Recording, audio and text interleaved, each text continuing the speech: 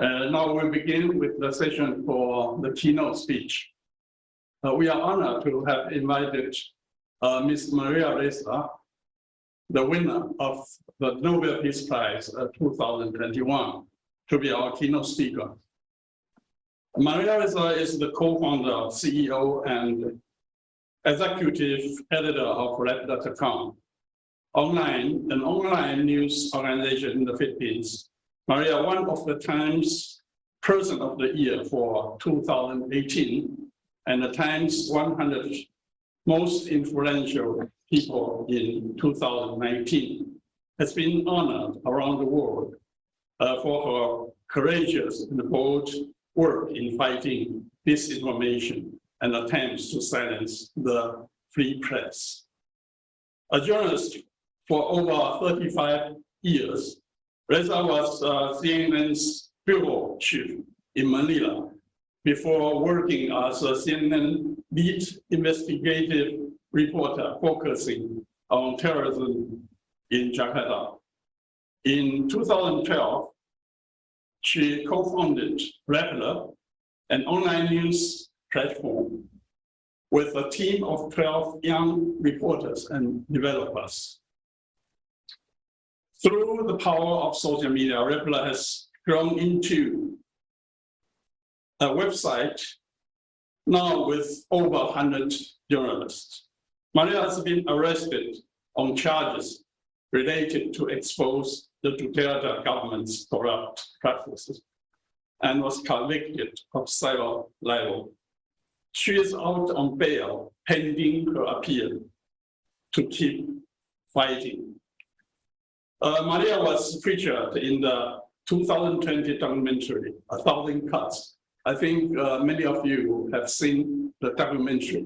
The Taiwan Fact Check Center had enabled the projecting of the documentary in several occasions and invited several hundreds of journalists,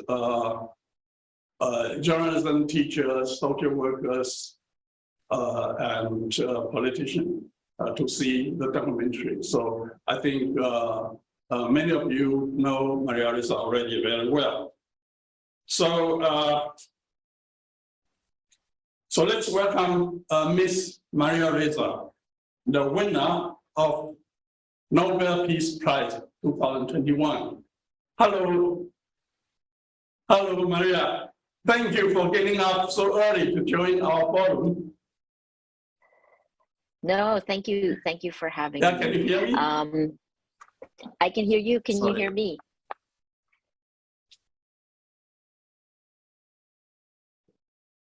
Okay, so please then proceed your keynote speech.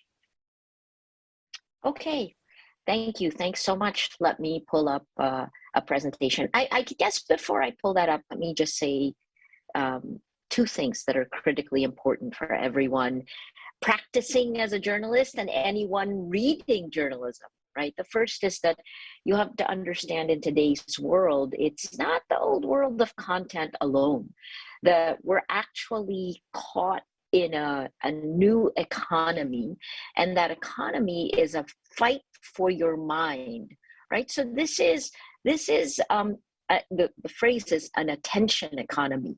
So it isn't about just doing good journalism. It's about understanding that we're going to have to get that journalism to you, to our audiences. We are going to have to make sure that we fight for that audience. And yet at the same time, it's almost stacked against us that the distribution systems, especially on social media, actually prioritizes the spread of content that is inflammatory, lies laced with anger and hate. You heard me say this in the Nobel lecture. So what are journalists going to do? So this is part of what I'm going to quickly talk about in the next 20 to 25 minutes. So let me pull this up. Our biggest problem now, let me get rid of this. So our biggest problem right now is really that the distribution platforms prioritize lies. So now we're going to have to make sure that we actually fight for the facts. That was a given in the past, right? So here's what I'll cover in the next 20 minutes. That now more than ever, given that meaning has been atomized, given that it is a battle for your attention, where you spend your time is going to determine your life, right? This is what the platforms, I'm pulling out my cell phone, but this is what the platforms are trying to do. And so you have to make sure you make those choices. But, again, in terms of our profession, what's going to have to happen? Well, let's go over what did happen to us. How did it change us, not just as journalists, but society? And then finally, the third is really, what can we do about this as journalists and as citizens of a democracy? And, I think at the end of it, I hope that you face the same question that we've had to face in Rappler in the Philippines, which is, how far are you willing to give up certain things? What are you willing to sacrifice for the truth? A phrase that I've said over and over the last 6 years, if lies laced with anger and hate spread faster and further than facts, well, if you don't have facts, you can't have truth. If you don't have truth, you can't have trust. Without any of these, there's no shared space.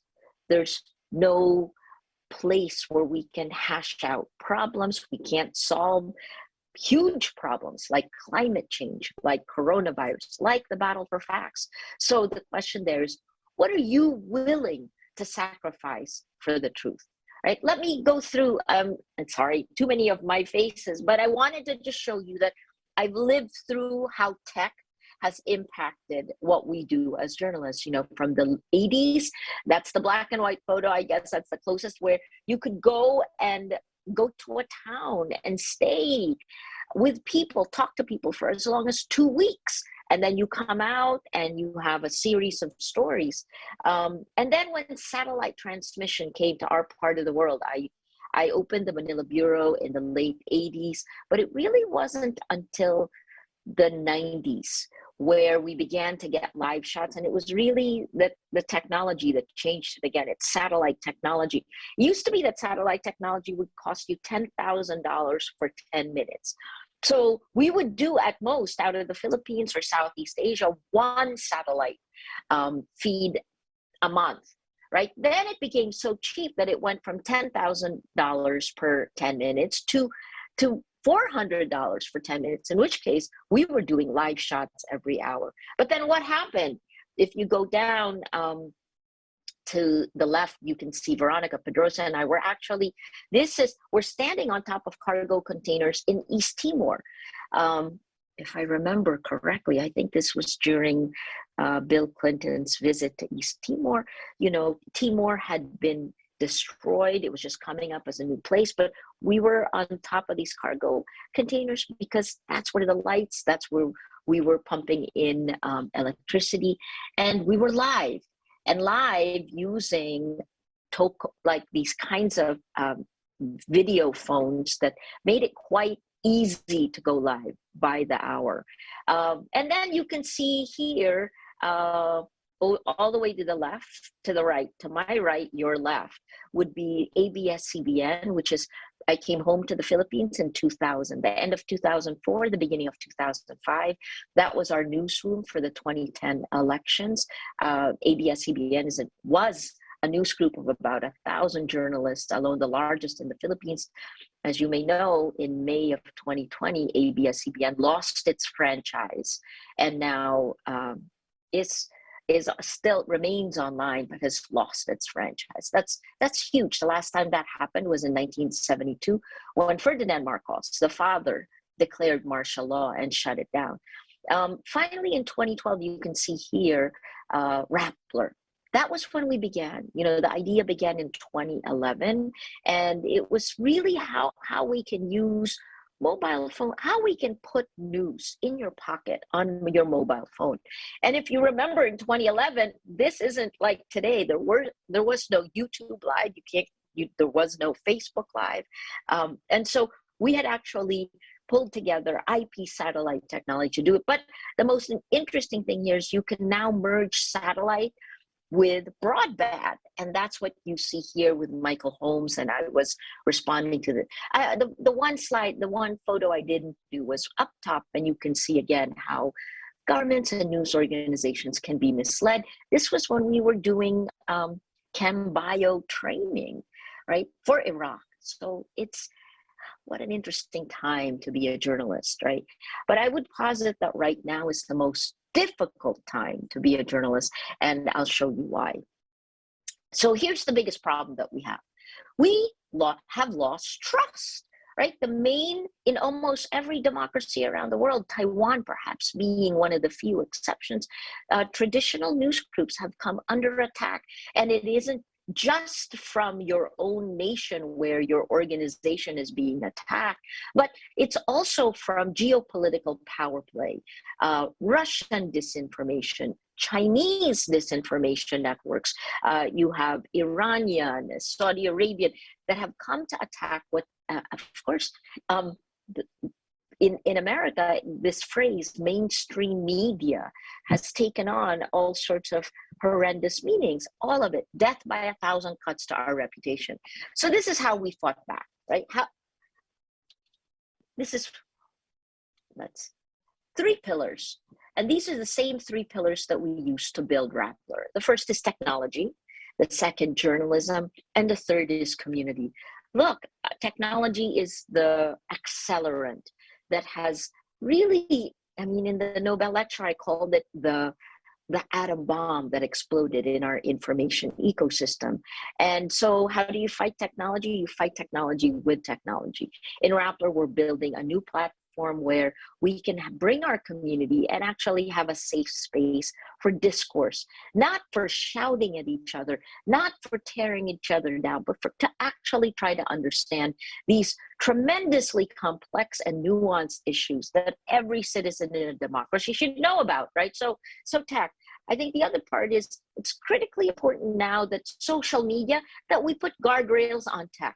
And there's a lot of things that we've now written on Rappler that show you that, but I hope you have looked at the whistleblower, Facebook whistleblower, Frances Haugen has released 10,000 documents, more than 10,000 documents, internal documents of Facebook that show you that the platform knows the harms it's inflicting on its users and on democratic societies. Our own data shows us that it has torn democracy apart, that these algorithms of amplification actually polarize us and radicalize us. The second part is journalism. We need to make sure journalism survives this incredibly difficult time period where the very platforms of distribution are being used to attack us, right? Are being used to tear down our credibility. And that's hand in hand with that is that those are the same platforms that are also taking the advertising revenue of news organizations and forcing us to find alternative ways. I hope if you're in a news group, you found a sustainable business model because advertising is dying. And the third part is, how are we going to adapt journalism for this new generation? That's a constant battle. The third pillar is community. You know, what I always, when I was raising money for Rappler in 2011, the elevator pitch was, we build communities of action, and the food we feed our communities is journalism, right? So community is critically important. Rappler would not have survived the last 6 years under the Duterte administration if our community hadn't rallied around us. So keep those 3 pillars in mind. Let me just go over the information ecosystem that we live in today. This is from a book by Sinan Oral. It's called The Hype Machine. And let me see if I can get you. There it is. So sorry, now you see the hotel room. It is just turning 5 a.m. in Oslo. It's 5. Okay, so now let me pull out a cell phone, right? So these cell phones, let's go to the middle, to the technology trifecta. The medium is your cell phone. This is critical. But on your cell phone are digital social networks. So they call, Sinan called it the substrate. But what happens? The cell phone has lots of apps. I'm sure you have Spotify, Facebook, YouTube. So all of your apps actually take every little thing that you post, and it uses that as data to build a model of you, right? So this is your personal thoughts and data. And over time, machine learning gathers all of that and builds a model of you that knows you better than you know yourself. Now that model is then gathered by AI and is pulled together and is owned by the platform that you've given it to. This is one of the biggest problems. Who owns your personal life? Shouldn't it be us? Shouldn't these platforms ask for permission to do that, right? So think again like this, right? So the technology trifecta makes it clear that these social networks are powered by the model of you that is created by machine intelligence that is on your smartphone.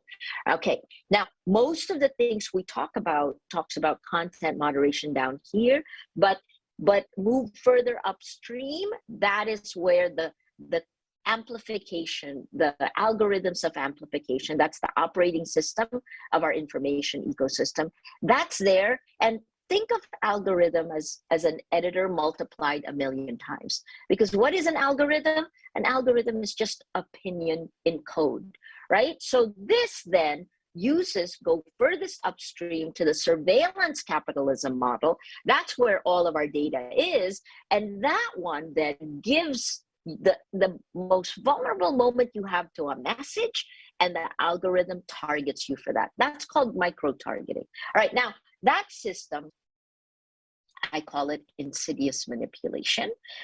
That system creates these trends on the right. Personalized mass persuasion. Every person watching right now could have a different feed, and depending on what that feed, the way it has built your model, and then the way the surveillance capitalism wants to target you, you could be seeing something completely different. In fact, you are from everyone else, right? So it's a personalized mass persuasion. You could be targeted on the platform. You don't know you're being targeted. It's insidious in that sense, but it is extremely personal to you. The second trend that it creates is hypersocialization. We're never alone. You know, you take this, you go out, you can talk to people, but you don't know if some of these people are real or not, if some of these accounts. And I'll show you what happens when you become the target of attack. And finally, that creates the third trend, a tyranny of trends, right? When that happens, it takes this thing of going viral, but also beyond going viral, there's also the seeding of meta-narratives. And this is where, you know, when I connect it with disinformation, I wind up talking about each of us getting infected by a virus of lies. Because think about that closed information ecosystem. When a lie is introduced, when a lie is pounded 1,000,000 times in the system, it becomes a fact.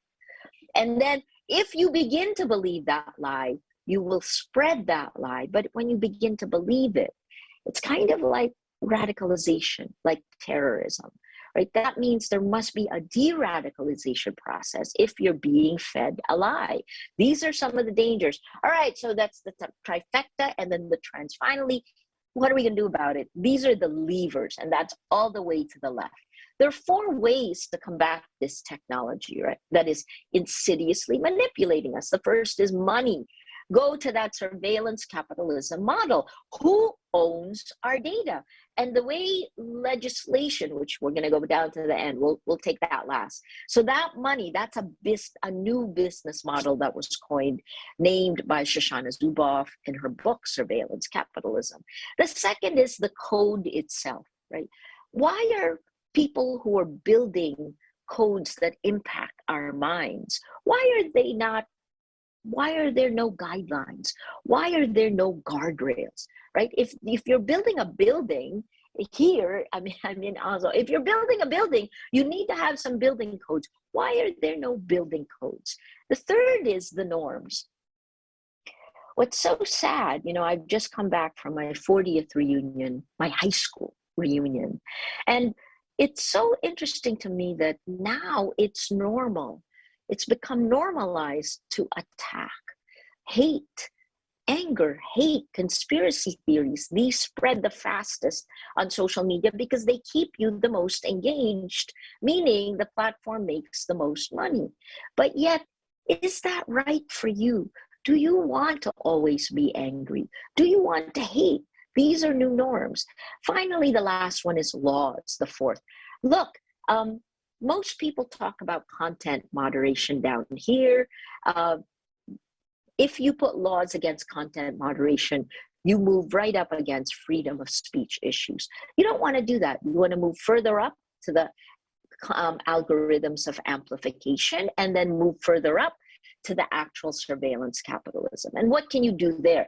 When you're up here, then you can look at privacy, you can look at safety, you can look at antitrust issues, and also content moderation issues. Up here, not at the content level, but at the technology level. All right, let me keep going so that I give us time for questions. This is how in 2016 we first talked about this. This is a three-part series, the Weaponization of the Internet series, where we told the Filipino public that the internet was being weaponized, that there was a propaganda war. In the second part of the series, I wrote two of the three parts, how Facebook algorithms impact democracy. And then finally, the third part written by my co-founder in Rappler, Chai, she looked at 26 fake accounts and then found out that they could actually impact up to 3 million others. 26 fake accounts will ripple to 3 million others. This is a network. We then began to map the networks that were attacking us. This network attacked journalists as well as the vice president, Lenny Robredo, who was the opposition leader. She just ran and lost for president. But here's what happens, right? This is the kind of stuff, after we put that, this is the kind of stuff that I was hit with and exponentially attacked. After we did that Weaponization of Internet series, I was getting an average of 90 hate messages per hour. Things like these, memes. You can't even respond to something like this, right? And then I would get things like this, right? Look, I have eczema, dry skin. So what they did is they made it look worse, and then they pounded it. And it gets worse than that. Some of the attacks are very dehumanizing. So here's one, and I hope you don't eat or anything. This is gendered disinformation now is what I get here. The nickname was scrotum face, right? Sorry about that, but you know, it was already out in the public domain. I wake up to this. Finally, you know, you have a Facebook page like VovPH.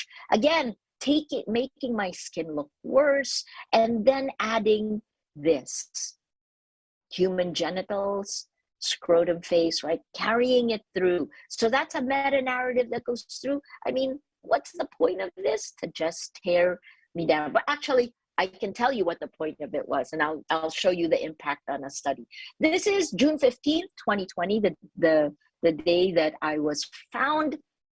My colleague, Ray Santos Jr. and I were found guilty of cyber libel. This is interesting because the story was published in 2012. Before the cyber libel law, the law we allegedly violated, had even been passed. So lots of things, very, very interesting. The only thing I can do is laugh about it. We continue to fight this in court. We've elevated it to the Court of Appeals. But this was the first case post-COVID lockdown. And what was interesting is the New York Times headline says, "Conviction in the Philippines reveals Facebook's dangers." Again, a lie told a million times becomes a fact. They also were doing something called brigading, something that Facebook finally acknowledged 5 or 6 years after we pointed it out to them. When you become the target of attack, it's impossible to fight back, right? And so here's the goal. Why are they attacking journalists? This is a UNESCO study that was done May last year. It's by Julie Passetti and the International Center for Journalists, as well as UNESCO. It's called The Chilling: Global Trends in Online Violence Against Women Journalists. I was one of the journalists that was studied, almost 500,000 social media attacks. Here's some of the findings they had. 73% of women journalists experienced online abuse. 25% of those received threats of physical violence, like death threats. I had many of those, but 20% had been attacked or abused offline in connection with the online abuse, right? So that's a very alarming statistic for women journalists. And it isn't just women journalists that are attacked, women politicians are as well. But let's stick to journalists. Let's go to what they found about the nature of the attacks against me. This is on almost 500,000 social media attacks. So not surprisingly, 60% of the attacks were meant to tear down my credibility as a journalist. You know, tearing down my credibility also means then tearing down Rappler's credibility. It doesn't work as quickly as they wanted, but 60%, right? So that's a death by 1,000 cuts. But here's the other part. What I showed you, those horrific memes, that's only one of like hundreds and thousands that I have to live with during this time period. 40% of the attacks are personal.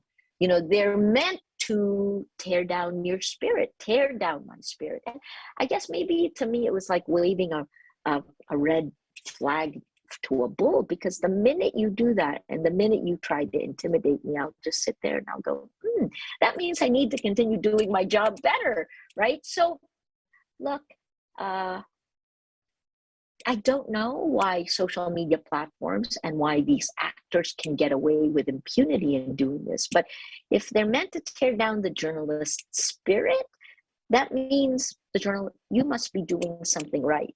Right? You don't get attacked if you don't. Now, let me show you how it connects to politics. Over time, we showed that the attacks were carried out by the Duterte Marcos disinformation networks.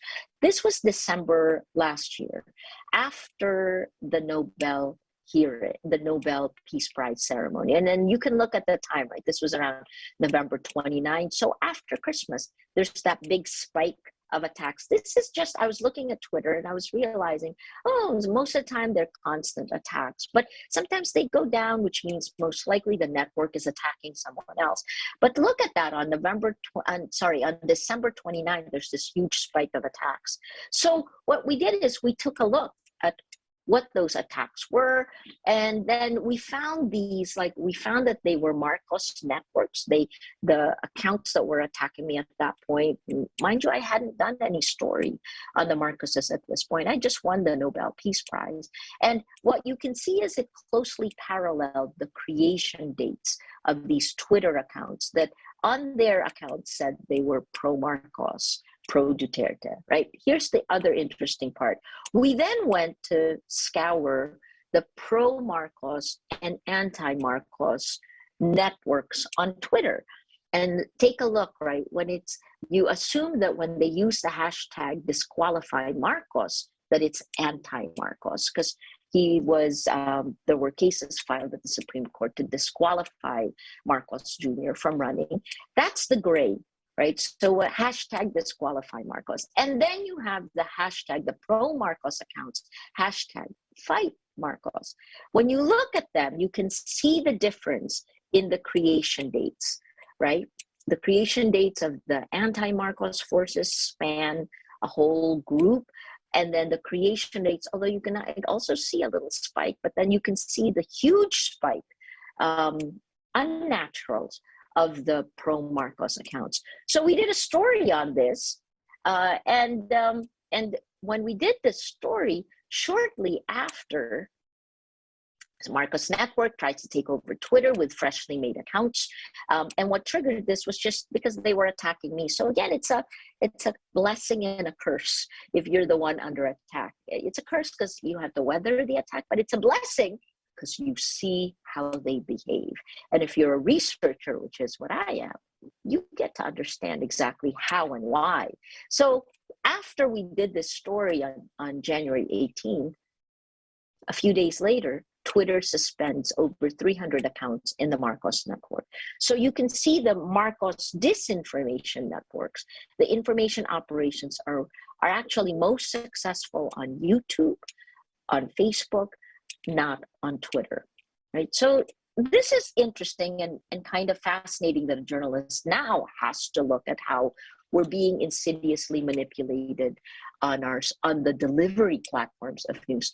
Look, I want to now bring you to January 6th in the United States and show you how online violence is real world violence. This is in the United States, which has had, hundreds of years more democracy than we have. Our democracy is very young compared to this. But take a look at this, right? This is the Stop the Steal. So you can see from the photos, this is January 6th, January 6, 2021, when you have violence on Capitol Hill. But how did it get there? So you can see this is work by the Election Integrity Partnership. The meta-narrative of Stop the Steal was seeded in August of 2019. And the earliest that they found was on RT, or Russia Today, right? Not surprisingly. So that was seeded in August of 2019. And then the earliest piece that was in the US was December of 2019. By August 2020, you have Darren Beatty on Steve Bannon. Steve Bannon, if you remember, connected with Trump and Cambridge Analytica. And then you have Tucker Carlson coming down September 2020. Then you have the super spreaders in October 2020. So this is, it's gone from introducing the narrative, seeding the narrative, mainstreaming it, and then you have the super spreaders. And then by October, the QAnon drops it, and then President Trump comes top down in November. So you have the bottom up exponential and then top down. In Filipino, we call it the bibingka. You have, it's a, fire on both ends. But this is how violence happens. This is how online violence becomes real world violence. And that really makes sense, doesn't it? After all, your mind is only in one world, right? Whether you get targeted in the virtual world or in the physical world, you only have one reality. And that's the insidious manipulation that we're living through. All right, so here's the solution. What are we going to have to do? We're going to need the laws. And there are already laws that were just passed by the EU, the Digital Services Act and the Digital Markets Act. That is the European Union's Democracy Action Plan. We're also, in Rappler, I mentioned, we built our platform. We continue to build that platform. In journalism, shortly before the Nobel Peace Prize was announced, I had agreed to co-chair, along with Mark Thompson, the president of the New York Times and the director general of the BBC. We're co-chairs of the International Fund for Public Interest Media. The goal here is to help news organizations in the global south survive this difficult time period. And then finally, the community, right? We need to have more stories done about exactly how these platforms impact. What are the harms that are being created now? How can we protect ourselves? We need to warn our communities. And, frankly, if we hadn't done those stories that got us attacked in 2016, would our communities in the Philippines have known that they're being insidiously manipulated? I would posit no, and we would be worse off than where we are today. Finally, let's leave it like this, right? There are new gatekeepers. As early as 2014, technology became the gatekeeper, and essentially they abdicated responsibility for protecting the public sphere.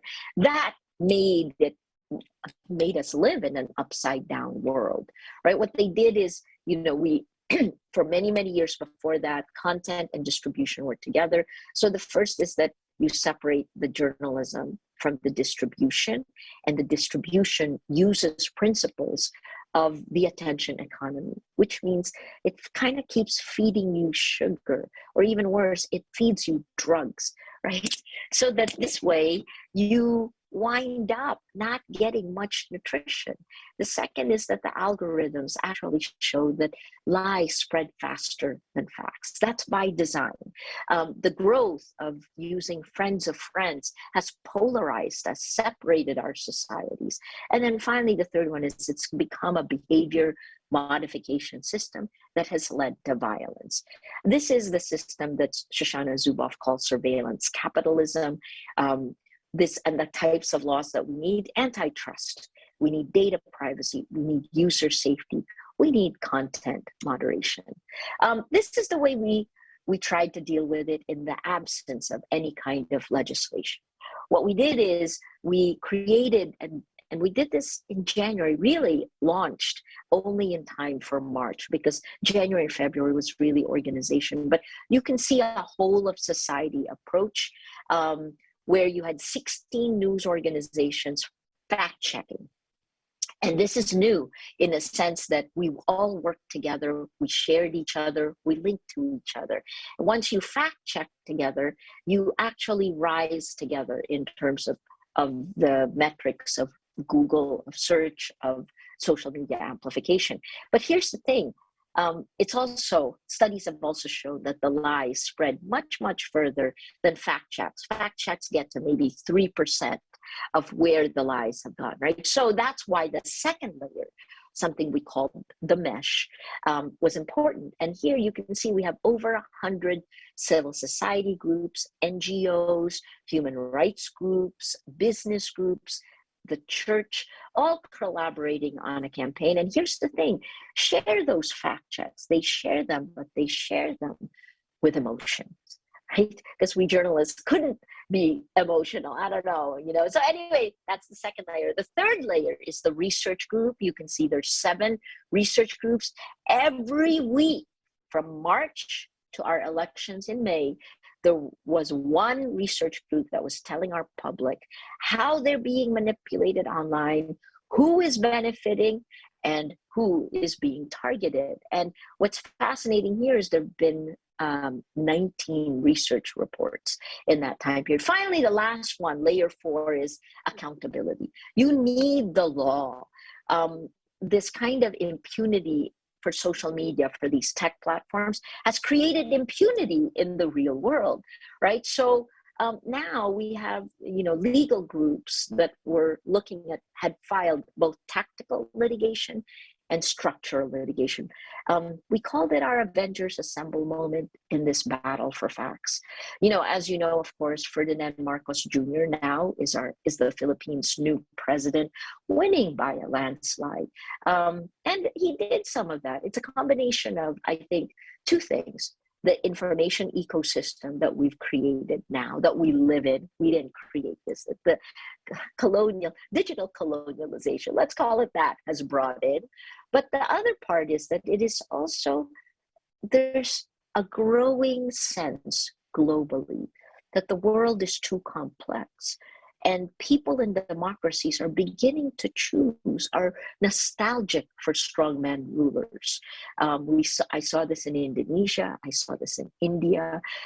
These were stories I covered firsthand, right? So this is where you have voters choosing illiberal governments. So the question here again, though, is aside from the voter's choice, given where we are today with the insidious manipulation, where is the line between choice and free will?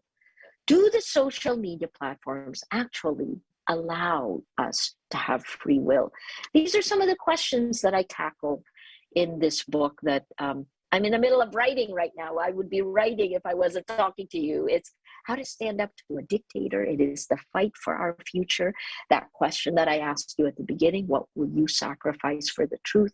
Look, there are more than 30 elections this year alone. Next year, you have more. India will have its elections.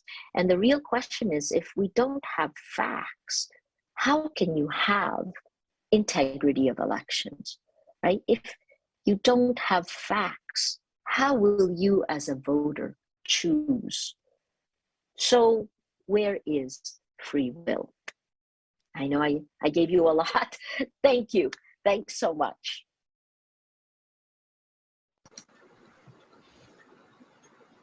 Thank you, Ms. Reza. Thank you for your very excellent, profound, in-depth, and somehow very alarming sharing with us. Yeah, and now we'd like to have Professor Michael Chow to be the responder to Ms. Reza's speech. Professor Chow is chairman of the Taiwan Asia Exchange Foundation and chairman of the Center for Southeast Asian Studies at National Chengchi University. He's also an adjunct research fellow, Institute for Sociology, Academia Sinica. Professor Shaw is currently also senior advisor to the president of Taiwan. So please, Professor Shaw. Okay, thank you very much. Well, first of all, I must say that Maria Reza, you have our support, you have our admiration for your courage and resilience, persistence to stand up to a injustice in press, not just in the Philippines, but also you have set a model for many journalists, young and old, in the world. So I'm not a journalist, but I'm a watcher of the journalists. I have been very interested in to link, as you said in your keynote speech, no facts, no truth, and no trust. And then the last words, no democracy. So I think it's very important to have a good journalism so that it may be a possibility to build a democracy. I think like Philippines in the 1980s for the first people's power, I think Taiwan's democratization has led us to believe that if there were no good journalism, there will not be any democratization. But I would like to communicate with you is that in Taiwan's case, it's not just a good journalism. I mean, what make good journalism? First of all, in the old time, after listening carefully, you will talk about the technology, the triple structure, the triple alliance structure, technology, and what is that? Journalism and community. I found that the technology part I completely lost, because in the old time, in the 1970s and 80s, even 90s, the journalism is much more simpler. You need a courageous, independent-minded journalism, and you can do the good journalism, right? Now it's not. We are bombarded, we are overwhelmed by the disinformation, fake news, and also behind this, the technology, the social media. It is much more complicated. So I think I have a lot to learn to get back my knowledge about the good journalism. But in Taiwan's case, I think it's not so much a good journalism. I think at that time in the 1980s, the fighting for democracy in Taiwan, I think the same as in the Philippines, it's a good journalists. The independent journalists, men and women, who are willing to report the truth, the facts, against their bosses. So I sometimes found, in Taiwan's case, my experience told me what really contributed to Taiwan democracy. I think the same as to many new democracies, the third way democracy in Asia, is those good, independent, courageous journalists, not the press institution, especially not television. In the old time, the Taiwan television, Taiwan's press was controlled by the authoritarian state, by the authoritarian regime, KMT. So therefore, but now I think we need to really collectivize these good journalists into a good institution. So I think it's now to make a good journalism, it really requires much more sophisticated, much more technology-oriented, and also money too. Technology, money, and everything. It's not just the mindset. It's not just mindset. I think that it's a complicated. What makes journalism is a complicated, a complex endeavor and enterprise. So I think I truly gained a lot from you. I have several viewpoints I wanted to share with you and maybe gain some your feedbacks. One is you talk about the free press. You know, what gives you the courage to stand up to a injustice on free press, and so that you will experience my giving inspiration to the many young journalists nowadays in the business. You know, I think that this is one question I think many listeners, many participants who are journalists in this workshop would like to learn from you. Especially, you mentioned about women journalism. I think I share with you, I do find there are many more obstacles and hardship facing by many women journalists. I cannot imagine how much hardship you have been gone through. You know, all those personal attacks. You should just show us as a example. So first question, what inspired you? What gave you the motivation? What gave you the spirit to fight for over the many years? So you definitely deserve the Nobel Prize, Peace Prize. So congratulations too. So this is the first question I wanted to ask you. And second is related. The first set of a question is more personal. It's more that you can share with your experiences. The second, more personal-like experiences, you mentioned about this is complicated work. And as a listener, you had to be an enlightened listener. You had to be an enlightened and armed, self-armed media press receiver. But how can we get those knowledge to know what is fake news, what is truth, what is fact? So how can we defend ourselves as a media receiver, as a consumer of a media nowadays? For example, myself, I'm a professor, you know, we came ourselves as an intellectual. You know, my defense mechanism is to make my press life simple. I don't want to receive too many informations, so I will not get confused. And also, I will check, you know, what kind of a source. But again, it's not easy. So my second question, especially on social media, how to defend ourselves or yourself from having overwhelmed by anger. You mentioned, I think that I really share with you, especially in 2018, Taiwan was hit by the authoritarian populism, you know, and there was many civil society organization was unprepared to this populism, you know. But after the incident of 2018, and then the civil society become, you know, get together to say, oh, we have to defend ourselves. You know, that's a collective. You know, it's kind of a after fact movement. Now, for individual, how can you advise people that not to get angry, not to hate, you know, and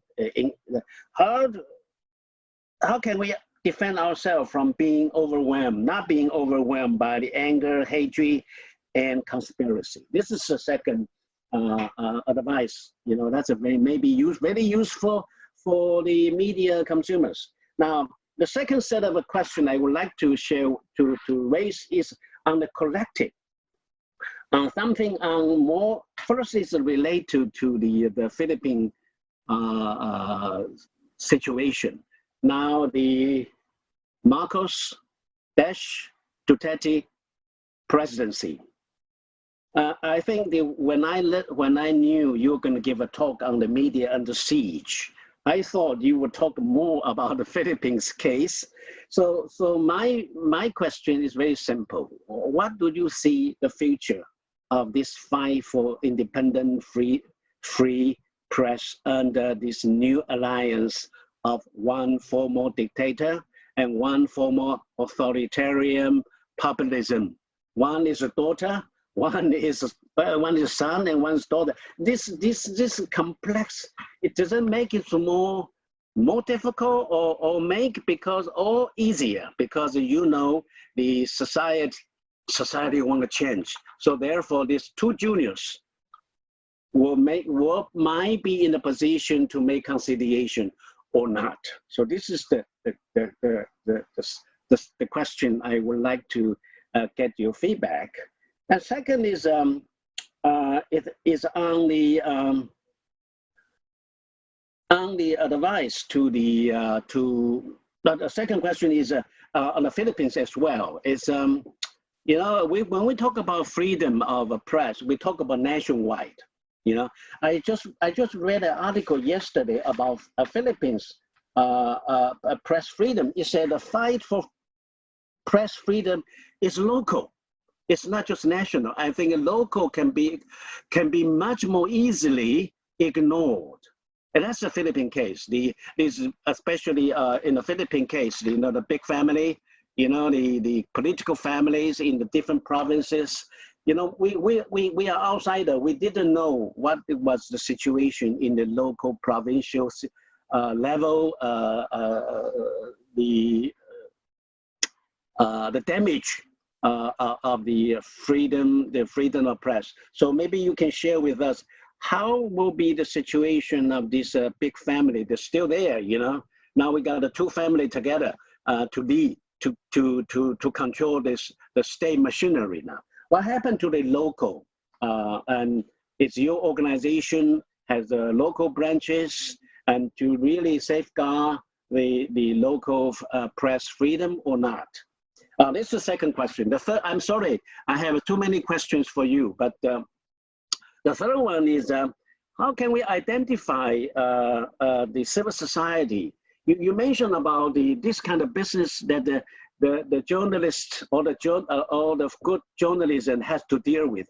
But in my view, you might need help. They might need help from the right civil society organization. How can we identify the good civil society organization that can be behind the good journalism to make to make the good journalism possible and workable? That is not just a Philippines case.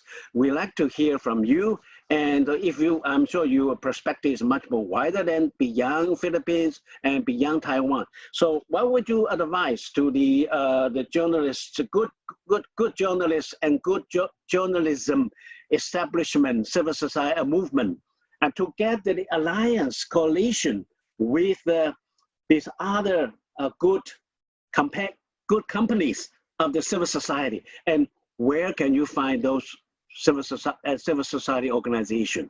So those are the questions. I am sorry to bombard with it because those are the 5 questions in my mind after listening to your talk.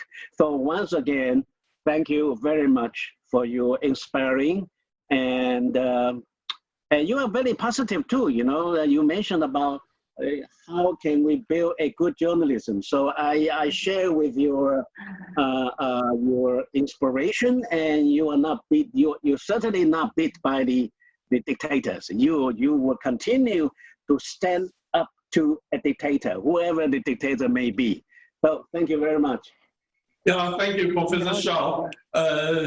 Maybe Ms. Reza, you want to answer sets up a lot of questions from Professor Shao first, then we will open the floor to the other participants.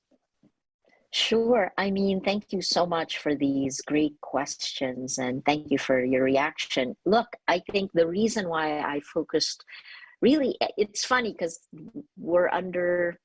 there's so many stresses on many different levels. And yes, I could have spent the entire lecture talking about the Philippines, but I think part of it is that I'm kind of The biggest problem is not just for the Philippines alone, it is a global problem. And let me start with, your first questions about journalism and then go on to the global trends as we answer the questions that you had. Number one is, the biggest shift now is that the technology is deciding these tech platforms, right? They're American and Chinese. We'll put TikTok in there, right? These tech platforms are determining what kind of journalism will survive. And that's horrendous because they've actually commoditized journalism, right? We've atomized meaning to meaninglessness. Before, it used to be news organizations, and the goal was to give you context so that you, the citizen of a democracy, can have context for how you make decisions in your life and how you make choices for your political system. Well, that's no longer happening, right? With social media platforms, it comes down to which will get the most page views. And this is also a danger for news organizations because these are the metrics we track. Right. So remember when Facebook said that that it's going to be about video, that there are going to be a lot more video views, and then you find out, months later that Facebook had actually inflated the numbers of video views by 900%, and yet news organizations had laid off editorial staff and hired video staff.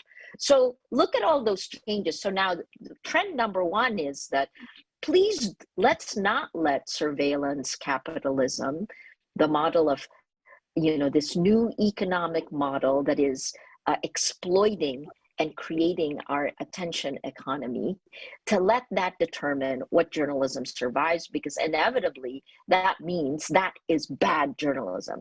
That means that journalism is exploiting your emotions. Right? Because in the end, that's what the platforms are doing. So I think that's the first, is that, it isn't about sometimes how good the journalism is. Oftentimes, the best journalism doesn't get the widest distribution. In fact, that's the norm today. Unless you own your own television station. Taiwan is in a different place. Japan is in a little bit better place. But everything that you see happening in the Philippines is coming for you, right? So that's your first question was about courage. I think, it's funny because I don't really think about it as courage. I happened to come of age. I became the leader of a news organization at these difficult times. And, if you believe in the values, which is the mission of journalism, what is the mission of journalism in a democracy like ours in the Philippines, which has an American style? Our Constitution was patterned after the United States. We have a Bill of Rights. Freedom of the press, freedom of expression is enshrined in our Constitution. Then you have no choice. I had no choice but to keep doing what I'm doing, right? So some people call it courage. I just call it doing my job. It just got harder and harder. And all of a sudden now I actually have to think about going to jail for the rest of my life, right? How crazy is this? That's how crazy the world is. That was your first question. I think I answered your second question about the kind and the quality of journalism. And if you're a reporter, understand you're being manipulated, but continue to focus on the mission. If you're heading a news organization, we really must work together to let quality journalism survive. The third part, and this connects to kind of the global trend.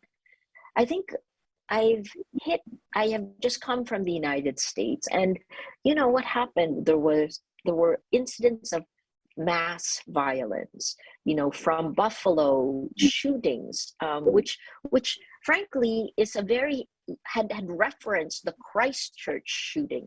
I'm in Oslo, where, in 2011, I guess, Anders Breivik, there's this island where children were killed, right? Men with guns, radicalization on social media, and then this radicalization that is then taken, and then they use these men who kill. Then actually, it's funny, they're all men. And then these men who kill are the ones who then use the internet to come out with their manifesto. Well, the Buffalo shooter actually named my hometown in the United States. I come from two countries. I'm both an American and a Filipino citizen, or both Filipino and American citizen. And so I went back to Toms River, New Jersey for my 40 years after I graduated high school. And what's so interesting to me there again is that, there's this, when you pump a population, when you keep telling someone to be angry, to be full of hate, that is what comes out. What was shocking to me is that we are reaping exactly what is being pumped, this kind of radicalization. And I don't even mean politics or terrorism or extremism. I mean, if you are pumping anger and hate into people, then of course anger and hate will come out, right? The day after I left my 40th year reunion in Toms River was the shooting of, I think it's 21 people were killed in Uvalde, Texas, in a school shooting. Where is this violence coming from? It's a combination of a lot of things. But okay, so that's one that's kind of unique in the States, like in the sense that there's these incidents of mass violence. But I think what we're seeing globally, and this is where I connect it to the elections that are happening this year, is a movement to fascism. And I'll say, and I use the word fascism very deliberately. If you read the 2018 book of Madeleine Albright, she was the first one in an interview with me. She actually, when she used fascism, I actually stopped her and I said, wait, aren't you going overboard by using that word? She said, no, Maria, this is where we are. And now take a look at this. And this is this us against them, right? Like there is an in-group and then there is a group that I will attack. In Germany, in Nazi Germany, it was the Jews, us against them. It was about the purity of the race, something I couldn't understand when I first read it in history books. But now I understand it in a whole different way. It's what Stalin used, right? So those are like these are World War II things. Now let's bring it to present day. Orban in Hungary uses this kind of idea. I've seen it pop up now in cable television in the United States. It's popped up in the Philippines. It's popped, and it's strange because they're us against them comes out in different ways. The most recent phrase in the United States is white replacement theory, that what used to be a white majority now is becoming more of a multicultural society, and the paranoia of losing the majority is now creating this thing called white replacement theory, which is only a hop, skip, and a jump from that Nazi Puritan Aryan race. This is what is creating the far right that is pushing these populist authoritarian leaders forward. I can name all the countries that are there, but it is an us against them in almost every single country where a digital authoritarian, a populist leader has been elected. And the methodology in almost all of these same countries is use social media to foment anger and hatred against them, create populist positions, and then galvanize. Even if you don't have solutions, it's just creating the mob. And here's the thing with anger and hate and conspiracy theories, right? It creates moral outrage. So the people who are caught in it kind of feel a passion, but moral outrage turns into mob rule. And that's what we've seen in Myanmar. That's what we've seen in India, in instances where mob rule has broken into real world violence. I'll just point out, Kenya has elections in August. Brazil will have elections in October.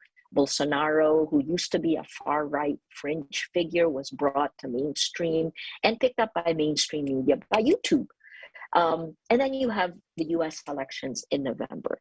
Okay, so what I have said repeatedly and what I was worried about is that the Philippines is only the first. In 2016, we were the first domino to fall weakening democracy. I started calling it the destruction of democracy, right? You know, with the election of Duterte in May, it was followed a month later by Brexit. Then you had the Catalonia elections, you had the elections of Trump, then you had Bolsonaro going all the way through. We have a lot more, and I can, you know, list all of these types of leaders who have simplified the world and have used the technology to get elected. But once they get elected democratically, they crumble the institutions of democracy from within. And this, you know, this is exactly what Hitler did in Nazi Germany. This has happened before. We have been here before. I think I'll just end this last one by saying that, oh, wait, I have to answer your Philippine questions. So the Philippine questions of you know, local journalism versus national journalists, there's a lot of attention that was focused on me and on Rappler, on Abs-Cbn, the largest broadcaster, 36 hours before I accepted the Nobel Peace Prize. A former colleague of mine, Jess Manabanan, was killed, right? He was shot dead in front of his home. So, I mean, there's a young journalist, Frenchie May Cumpia. She's like in her 20s. I think she turned 23 in prison. She spent her last 2 birthdays in prison. And I guess, if you think about it, it's not just the journalists that are under threat when rule of law. Well, I have to watch what I say in these things. You know, I have, in order to be able to travel, I am in Oslo now, but I have to get permission from courts that hold 7 charges against me. And sometimes I get permission to travel, sometimes I don't. Look, it's not just the journalists, and it's not just your freedom at stake. People get killed. There are at least 22 journalists that have been killed under the Duterte administration. But here's the most, I mean, the lawyers who defend us, more lawyers have been killed than journalists, at least 66 compared to that 22. And then, you know, let's not even talk about the toll of the human rights activists. More than 400 have been killed in the last 5 years. And then, you know, of course, we have a senator who spent most of her term in office in prison. This is Senator Laila de Lima. She's a former Justice Secretary, a former head of the Commission on Human Rights. She's begun now her 6th year in prison. So I'll end with this. Where the Philippines goes, every democracy will go. You know, in 2016, I was warning other democracies that what we see in the Philippines is not going to stay in the Philippines because of the perfect storm. And also, frankly, because I think Facebook admitted this in a discussion with me, but the Cambridge Analytica whistleblower, Christopher Wiley, called the Philippines the Petri dish. That's his word. I've used that phrase a lot. He said that, you know, that Cambridge Analytica had tested these tactics of mass manipulation in the Philippines, and then when it worked, the word he used was they ported it over to the West. So essentially, we're like the fruit flies. If you've done scientific research, right? Fruit flies have short lives, so you can do genetic research. Part of it is because for 6 years in a row, Filipinos spent the most time online and on the social media globally, more than 10 hours a day. That's insane, right? When our upload and download speeds are so bad still compared to the global norm, compared to Taiwan, for example. But let me end with this. If the dominoes fell in 2016, I would say in 2022, we fell off the cliff. And I'm already warning you that where we go, you will go, unless something is done. So I think the one thing I haven't mentioned is, and this is very clear for Taiwan, China, and how geopolitical power play plays out in these domestic conflicts, right? Like Al-Qaeda kind of co-opted, homegrown groups in its global jihad against the West. Well, this is the same thing that's happening now. So like, for example, this is Facebook saying that in September of 2020, shortly before the US presidential, the US presidential elections in November 2020, Facebook took down information operations coming from China that were doing many things in Southeast Asia, but also against the United States. So it was this information operations from China was creating fake accounts using AI-generated photos for the US presidential elections. Okay, so they did that, but they also was attacking Southeast Asia. And they were most successful in the Philippines, where they were polishing the image of the Marcoses. The information operation in China was already campaigning for Sara Duterte. At that point, it was campaigning for president. She chose to run for vice president. And then the third one, the Chinese information operations were attacking me, Rappler, and other journalists. So this is not a domestic issue alone. It is our way of thinking about the world and geopolitical power is directly connected to our information ecosystem and how we are being insidiously manipulated. Yeah, thank you.